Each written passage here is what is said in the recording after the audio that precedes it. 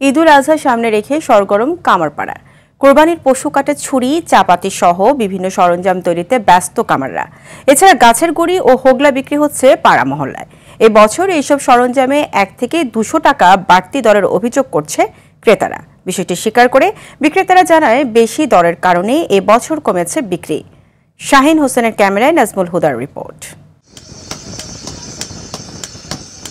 দগদগে আগুনে পোড়া লোহায় হাতুড়ি পেটা করে ছুরি চাপাতির রূপ দিচ্ছে কামাররা।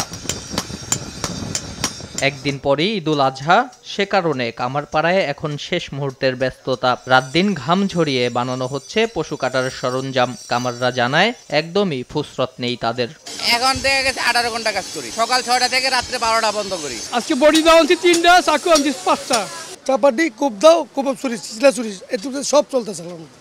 কাস্টমার আছে ভালো। একটা চাপাটি নিব আর 2টা ছুরি নিব। চাপাটি নিল 800, আর কিছু বডি নিলাম, বডি নিছে 800, আর ছুরি নিছে 250 করে। ঈদের আগে দোকানগুলোতে ভিড় জমাচ্ছে ক্রেতারা, দরদাম করে কিনছে এসব সরঞ্জাম। জমে উঠেছে গাছের গুঁড়ি ও হোগলা বিক্রিও। তবে গত বছরের চেয়ে এবার দাম কিছুটা বেশি বলে অভিযোগ ক্রেতাদের। গেছবার আমরা এটা মনে করেন আপনি 250-200 করে লইছিলাম।